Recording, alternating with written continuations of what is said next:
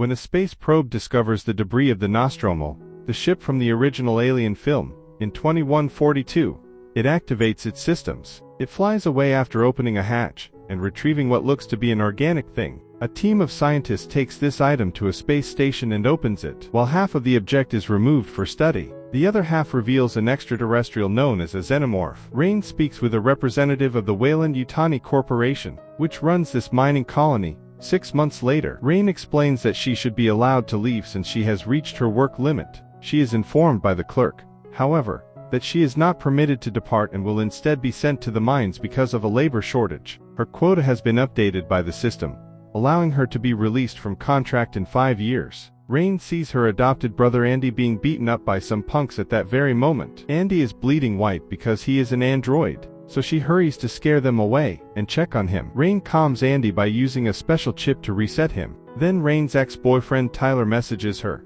inviting her to visit. A derelict spaceship is drifting in orbit above the settlement. Tyler and his family explain as the siblings arrive to their ship, the Korblin. They could finally leave the colony if they managed to rescue the ship's numerous hypersleep chambers. Rain can bring Andy, who can connect to the ship's computer and unlock any locks they might come across.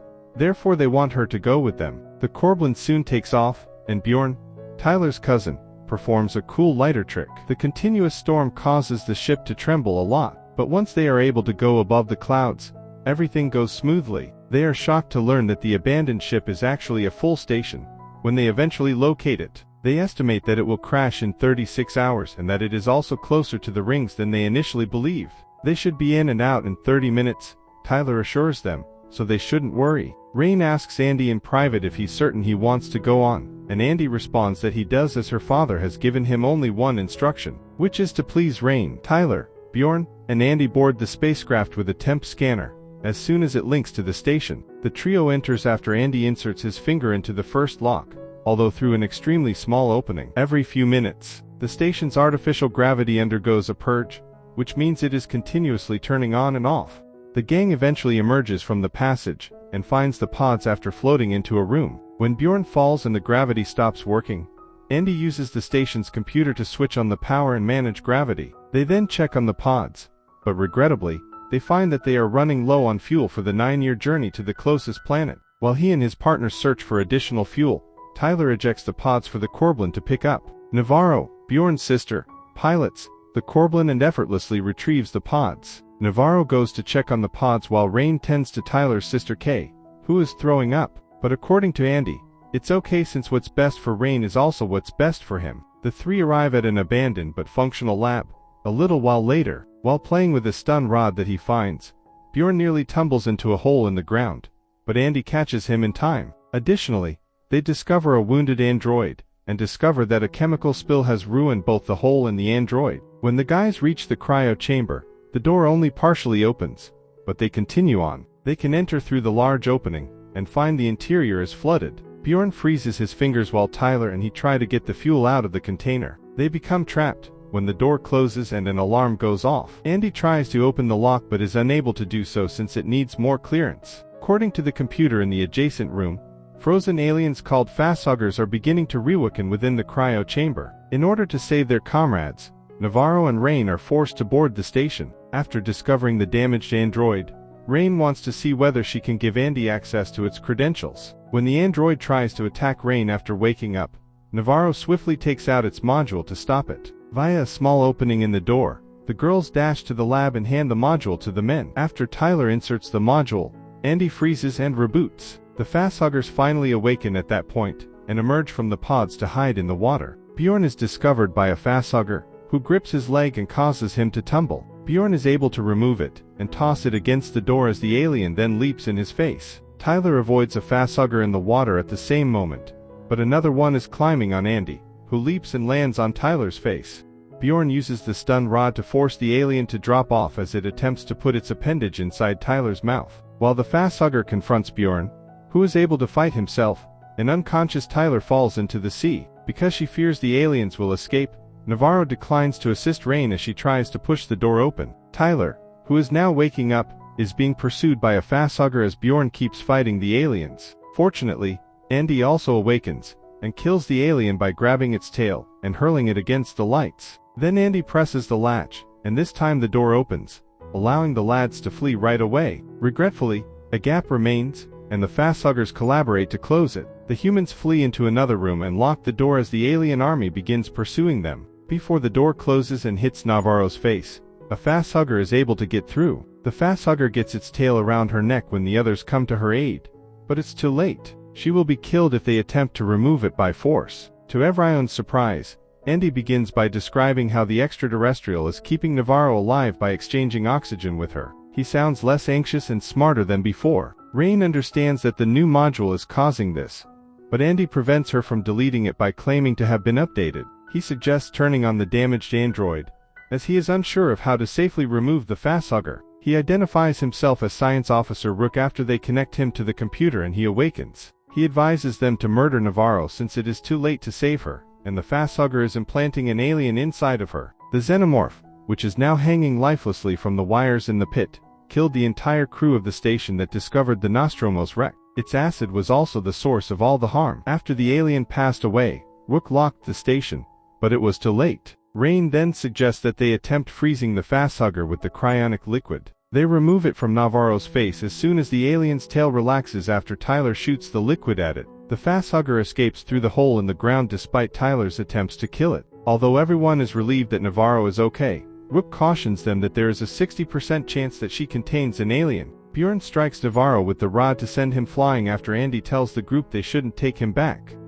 Bjorn takes advantage of the opportunity to run with Navarro while Rain stays to assist him. Andy hears something out of the blue and dashes to the hallway to find Bjorn closing the doors. Bjorn rushes to the next door and swiftly shuts it after Andy tries to keep it open by grabbing it. As a result, Tyler, Rain, and Andy are confined within the station. Before it can go too far, Navarro becomes ill after removing the Korblin from the station. She applies a special light to her body and finds that, as Rook had anticipated, she has an alien inside of her. After that, Navarro begins to have seizures, and an extraterrestrial called a chest burster kills her by exploding out of her body. Without a pilot, the Korblin begins to lose control and collides with the station, destroying a fuel tank and igniting a large explosion. Kay and Bjorn are also knocked out. The ship continues to float as it enters the hangar bay of the station, shattering a window and creating a vacuum effect. Fortunately, the doors close just in time, but the station has become unstable as a result, and it now has just 47 minutes left before it falls into the planet's rings.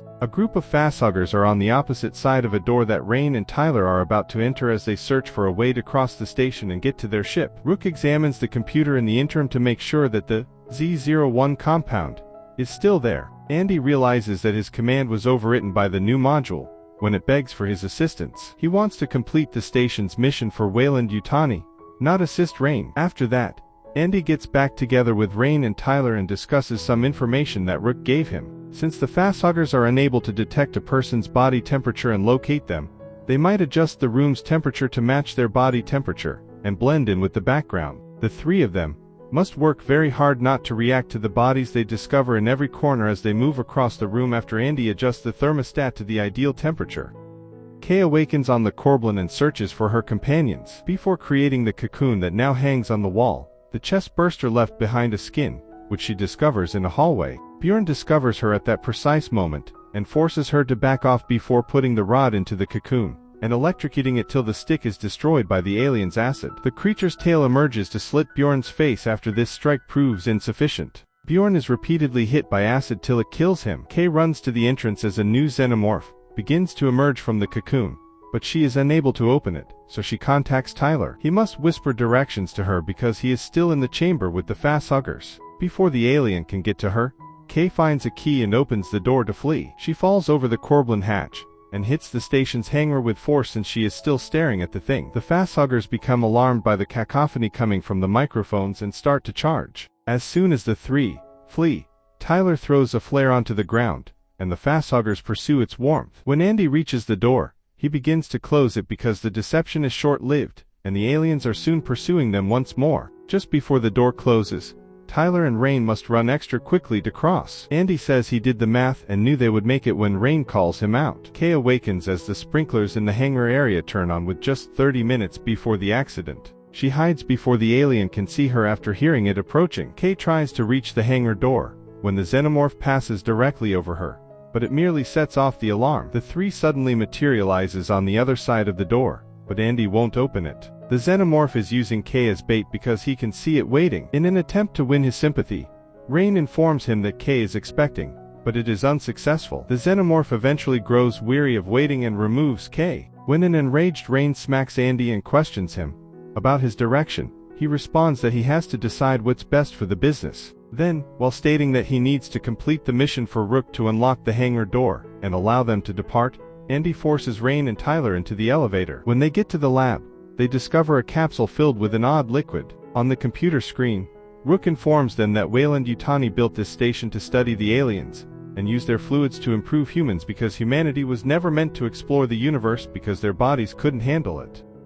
The dark liquid in Promlois is this C01 chemical. A rat is shown in a video being crushed nearly to death, but it immediately recovers once the scientists inject it with the substance. When Rain notices the xenomorph on the security camera, she stops Andy before he can take all the compound samples to the colony. Rain and Tyler are then given 2 pulse guns by Andy, who takes them out of a cabinet and instructs them to only shoot if absolutely required, since if the alien leaks acid, it will cause a hull breach. Unaware that the video is still playing, the three depart the lab. As it happens, the rat changed into the lifeless creature they discovered within a box. 20 minutes before impact, the three of them start to cross the station and discover a lot of xenomorph resin, indicating that multiple ones are present. They are horrified to see a complete alien hive on the walls when Andy switches on the lights in the adjacent hallway. Rain and Andy want to return and locate another tunnel, but Tyler dashes into the hive upon hearing Kay's voice. They witness other bodies, including Kay's,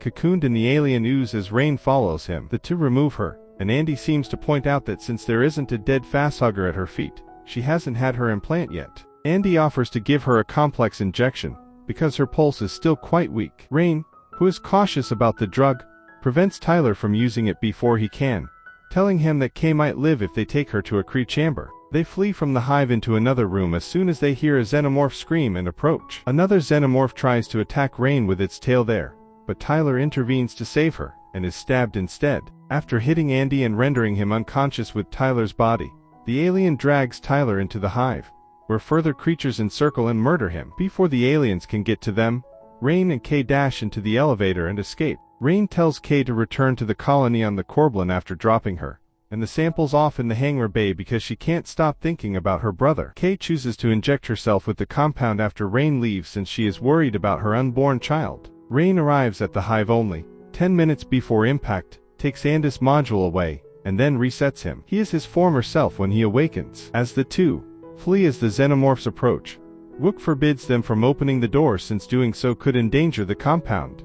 As Rain frantically fires the screen, Rook shows up on the Korblin system and requests permission to enter the ship from Kay. Rain begins shooting at the xenomorphs and turns off the station's gravity. Their corrosive blood no longer falls on the hull but instead hovers around. Rain mercilessly shoots every creature until they are all dead while Andy holds her down. The two then begin to cautiously dodge the acid as they make their way through the halls, but Rain nearly collides with it and fires her weapon to knock it down. Since gravity is necessary for the elevator to function, the two eventually reach the elevator shaft and decide to ascend. Rain is unable to move when Andy jumps because a xenomorph clutches her leg. Unaware that the acid has pierced the door, she instantly shoots its arm and starts to float upward. While Rain tries to retrieve the weapon that is floating away, Andy is able to hang onto the stairs. Rain falls at that precise instant when gravity undergoes a cleanse. Fortunately, Andy manages to catch the elevator as it descends. Rain is grabbed by a xenomorph's tail before she can fall to the earth. The absence of gravity causes all of the acid in the hallway to fall and harm the hull while Rain clings